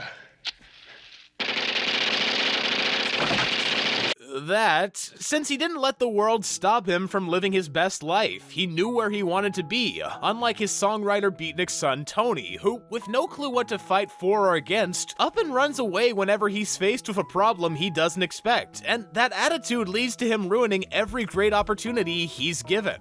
Opportunities that Zalmy would have killed for, Benny would have recognized, and Tony himself deeply wanted. He got exactly what he was looking for out of life, but every time that thing hit a snag, he couldn't fight for it. Not for the girl that loved him, not for the band he got big, not for the son he didn't know he had. His inability to stick up for anything in the face of adversity led to his downfall, and it's with that in mind that his kid Pete rises above to finally make it, in ways embodying everything his ancestors were or needed to be. Like Zalmy, he went into drugs to get places, but he didn't let it consume his life. Like Benny, he rolled with the punches, but he had the drive to want for more. And finally, like Tony, he got what he wanted, but he didn't let it slip through his fingers, allowing him to reach the heights his ancestors weren't able to, and after 4 tries, let someone in their family reach the American dream. Sorry, Man, it's such a satisfying conclusion after all these characters went through, and as someone that's been watching through Bakshi's catalog meticulously, I can see exactly where he's evolved his storytelling, including animation-wise, where he's taken the sometimes off-putting nature of his newer rotoscoping techniques and made it a strength. What was once accidentally weird and off-putting about Lord of the Rings is now being used to give pop this grimy, lucid, dreamlike edge that fits nicely with the story it tells while being perfectly in sync with the music and allowing itself to be less restrained. In the visual department, Bakshi really knocked it out of the park here, and in combination with the right music choices, montages, character explorations, grounded, unforgiving story beats, and so on, it gave me that something I hadn't gotten from a Bakshi film before: emotional engagement. And I know, it's not the kind of thing you'd think you'd be looking for from Bakshi. When you hear his name attached to a project, you expect titties and violence and swearing and social commentary, and those haven't gone anywhere, they're as present as ever, but I don't know, I connected to these characters as people. I saw the struggles they went through as a result of pure bad luck and their own human flaws, and it made me think about how I've reacted to sudden hardship, what I would do in those situations. It hit a personal note with me I didn't even realize I could have been hit with. Bakshi bared his soul in this movie, and I felt it. I'm not sure I'd say it's his absolute greatest film, it's a high bar to pass as is, but undoubtedly, it got me the most in the feels. So kudos to you, Ralph, for keeping up the variety so late in your filmography, and I expect the same will be true of what's coming next. I know he said this was the last feature he made that fully captivated his voice, and the next film was apparently his idea of selling out, but come on, whether it's good or bad, you should know that whatever Bakshi does, it's at the very least gonna be interesting. So let's soldier on, boys, and check out the land of But before I get into what exactly this movie is, I should give a little background on where Ralph's headspace was at the time, seeing as now more than ever, after 10 long years of fighting for his work to be preserved, Bakshi was starting to feel the fatigue of being beaten down by the industry. Like, back during the production of his older films, he could shrug off the failure of Coonskin cause he knew there was more he could do to challenge audiences and get them to watch. He had a youthful optimism and a devil-may-care attitude, but in 1982, with American Pop only being a moderate success and Hey Good Looking getting screwed over by the distributor, he was tired of fighting for projects that didn't satisfy him financially, and with a family to take care of, he was less willing to take risks if it meant lower pay. So for once, in his long history of fighting against the current wave of cultural norms, he leaned into doing something shockingly mainstream.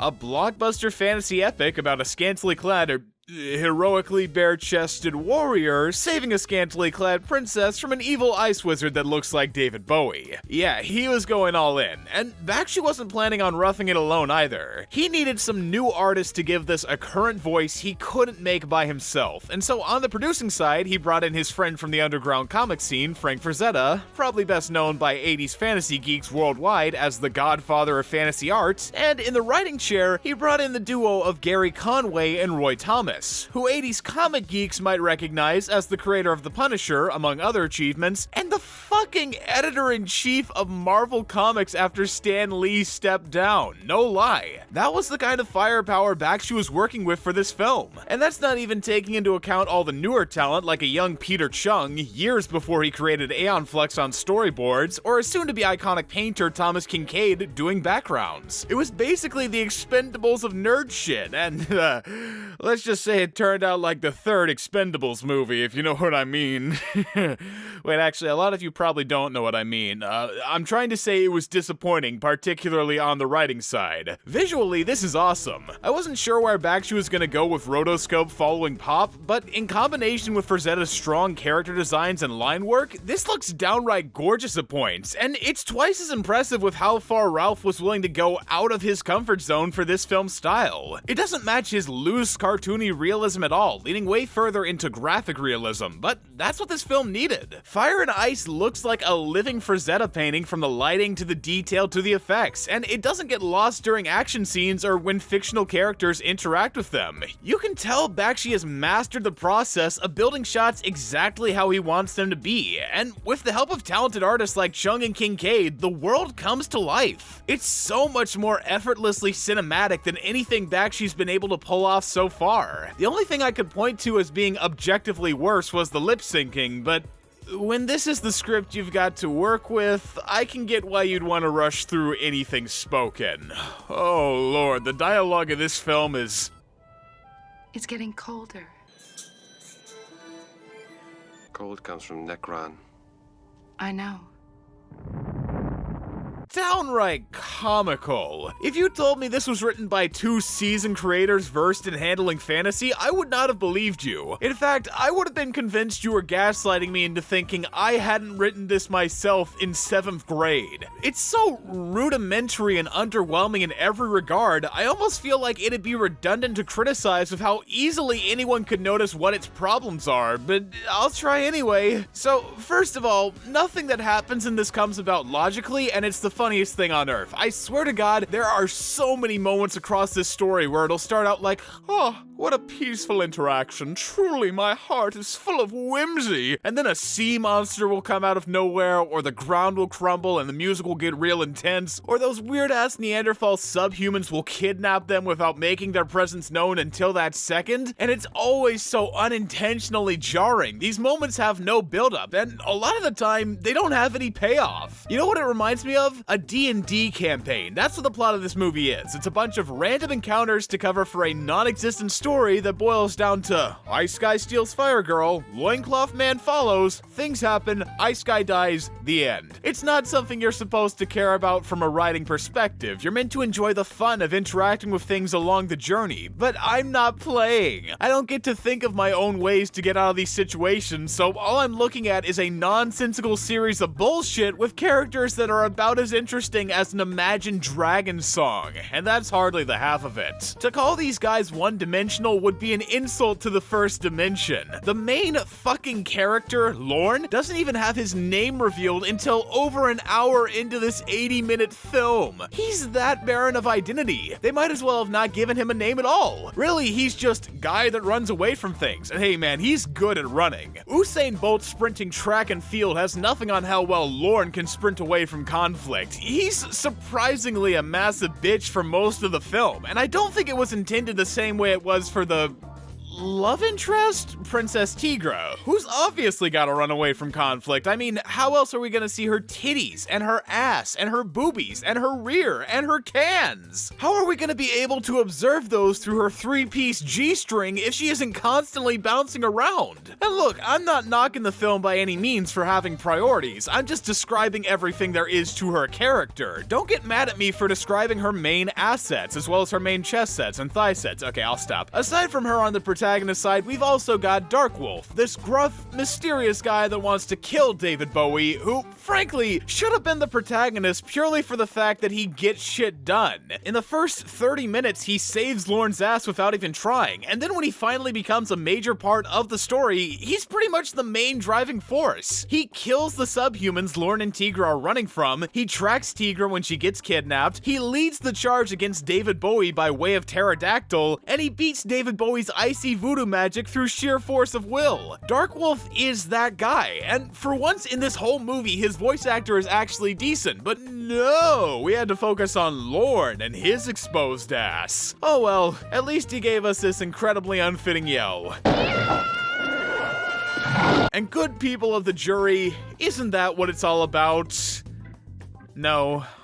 No, it isn't, but, you know, we try to be positive here. It's all we can do sometimes. And on that note, I will say that if you're looking to turn your brain off for a big, dumb 80s action movie or have a good time laughing with friends, then this is definitely the film for you. Personally, it wasn't my thing, but I could see loads of people who would love it. Unfortunately, back in 1983, that group wasn't large enough to make the film profitable. So, for the first time in his career, Bakshi had made a true flop. Something that got in front of people, was advertised decently, had an okay release, and didn't make waves. For once, by his own doing, Ralph couldn't stand out among the crowd, so with the money he made from the movie in tow, knowing he didn't fit in the changing landscape of the animated film world, he left LA to go back home and paint. If an opportunity ever came up that let him spread his wings again, he'd take it, but until then, he was fine as he was. And for the next 9 years, he wouldn't direct a single film. What he would do was write a couple shorts, adapt a Dr. Seuss book, direct a music video for the Rolling Stones, make one of the first creator-driven cartoons that would then inspire Nickelodeon and Cartoon Network, essentially creating the modern cartoon space as we know it, you know,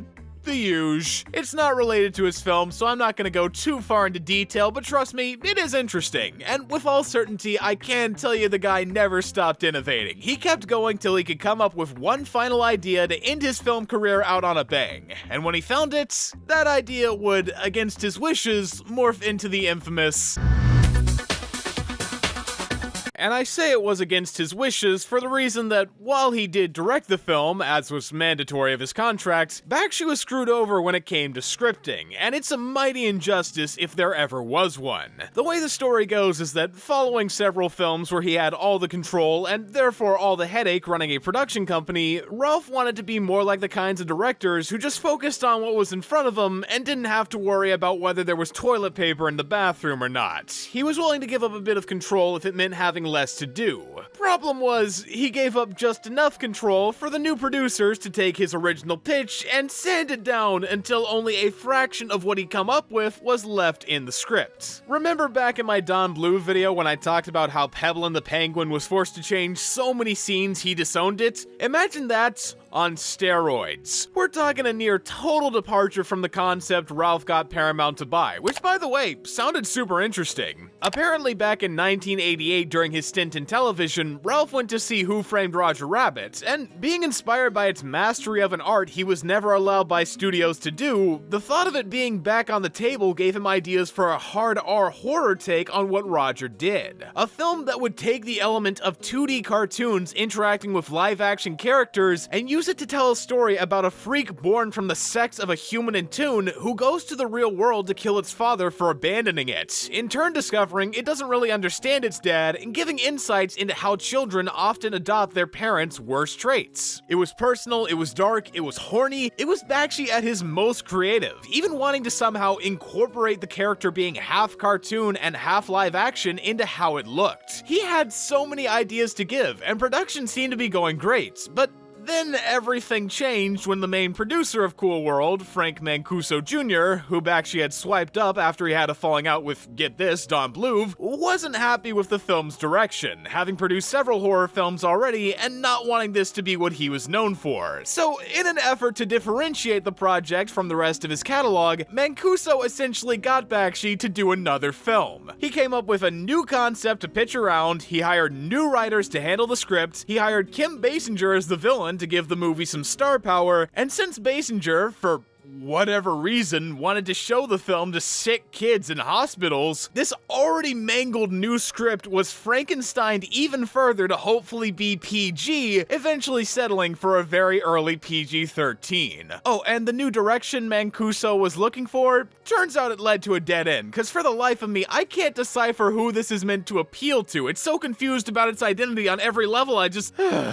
Let's start from the beginning. So, being that Mancuso took Bakshi's original plan and threw it into a trash compactor never to be seen again, I can imagine that the main questions on you guys' minds right now are, what did he switch it out with, and did any of Bakshi's ideas make it through to the final cuts? And well, to answer both of those at once, Cool World in its final state is mainly about the prospect of cartoons and humans having sex, or more specifically, how bad it is. And the reason why it's presented that way begins to make sense when you realize how close Mancuso was to a certain Japanese prime minister. Okay, that's not true, but the mythos of this film is essentially, we can't let mortal man breed his immortal waifu. If he does, things will happen. Ambiguous things. The most terrifying kind. And the whole rest of the film runs on that exact same logic. Nothing makes sense or has a proper explanation for why it happens, but nevertheless, we are expected to bend over and accept it. There's an alternate cartoon reality called Cool World where humans can't bang cartoons or else accept it. This comic artist seemingly created Cool World despite the opening of the film happening before he was born. Accept it. The comic creator's creations can summon him to Cool World while he's dreaming but are only doing it now when they could have done it at any point in his life. Fucking accept it. You're not gonna do yourself any good looking for a logical rationalization within the film's universe. The only logic you'll ever need for why anything happens in the movie is so the plot can exist. The crew have big moments plotted along their middle school story structure sheet, and everything in between doesn't matter. It's nothing but a means to an end, though that might still be giving them too much credit, seeing as the third act of this movie completely goes off the deep end and has nothing to do with the rest of it. One of the rewriters apparently said they didn't know how to end this version, so they just let another writer take over, and yeah, that's how it feels. The first two acts of Cool World may be chaotic and unfocused and without explanation for how certain things happen, but they do follow a logical progression, more or less. Cartoon girl wants to bang human guy to become a real girl, they're not supposed to do that, detective comes after him, hijinks ensue. Simple. But then, after that bang does happen, and she comes along with Guy to the human world, things start to make even less sense than they already did. See, she and Guy are glitching out, going between human and cartoon. It's never stated if this does anything negative to them or could result in anything or whatever, it just happens. And she decides the only way to stop this glitching is to get the Spike of Power, which is like this mystical item mentioned for 5 seconds near the opening that can supposedly do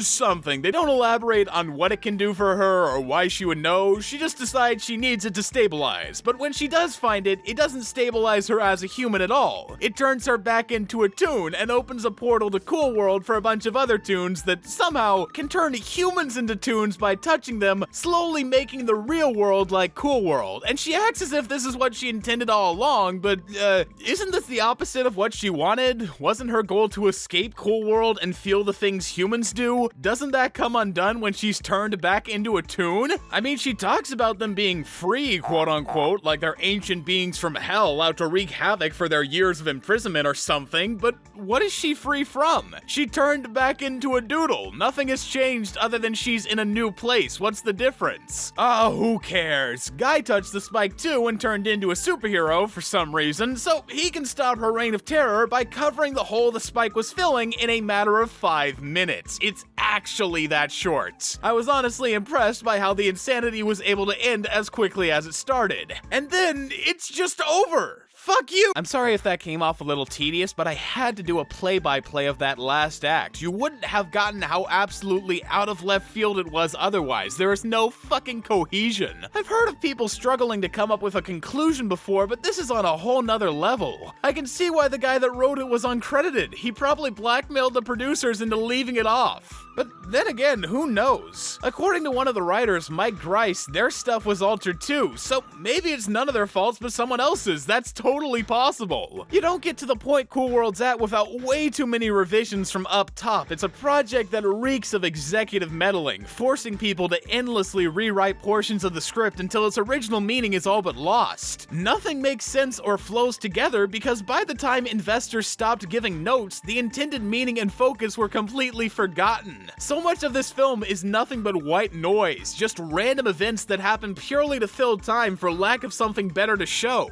And I know there was a point where they did have something better to show since the remnants of character arcs are left behind. We see the detective's mom die and watch him go through a PTSD fit. One miscellaneous character goes out of his way to exposit that the cartoon creator's an ex-con who murdered his wife when he caught her cheating. Under any other circumstances, these bits of characterization would be the start of us learning more about them or giving indicators for where they needed to grow, but here, they amount to nothing. All we get from this cast is them literally dicking around for over an hour, and then when they do an action that's supposed to be a resolution for their story, another character will come in to say, "Wow, he sure has beaten his personal demons." And you know, I find it hard to get mad at those moments, because when I hear them, I don't think apathy or laziness, but exhaustion. It's not that they didn't want to try, but the fight was beaten out of them long ago. By now, they figured out there's no saving this sinking ship from capsizing, so all they can do is play their final swan song knowing it's in vain. Everyone had thoroughly had it with this picture by the time its production wrapped, and that included Bakshi, who was so distraught over the script changing, he didn't bother to give half his animators any context for what they were doing.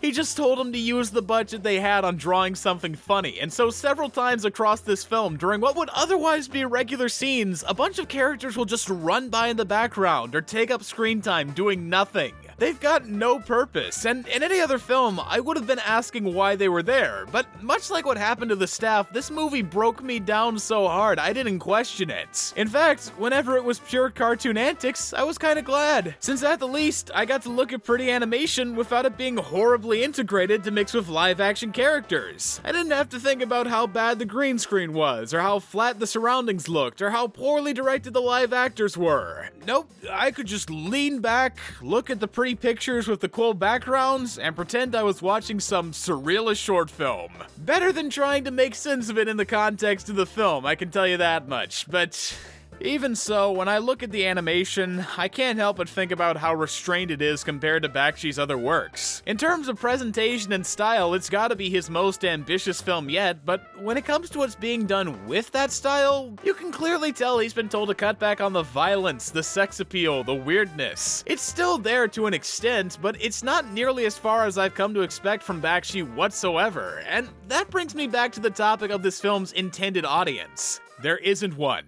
It doesn't exist. Cool World is too soulless for hardcore Bakshi fans, too complicated for average viewers, too juvenile for adults, too adult for kids, and too confusing for anyone else. Mancuso wanted it to appeal to so many diverging audiences, it ended up appealing to no one. So it's no surprise to me that for the longest time, there was a rumor Bakshi physically punched him in the face. Like, you can picture it, right? The enraged, rough and tumble auteur sticking it to the man in his ultimate act of defiance with nothing else to lose, it sounds almost historic, like, "This was the last time Ralph Bakshi ever got the chance to fight back against the machine." And while it would turn out to be untrue, with Bakshi clarifying as much a couple years ago, the fact that people could reasonably believe something so insane for so long really speaks to the film's quality. It's bad. So bad that, drawing another comparison to Bluth, the whole experience had disillusioned Ralph to the idea of Hollywood filmmaking, in a sense giving him a new appreciation for all those hardships he had to deal with while being independent. Sure, it wasn't glamorous, and he didn't make a smidge of the money he got from Cool World, but at the end of the day, those films were his, and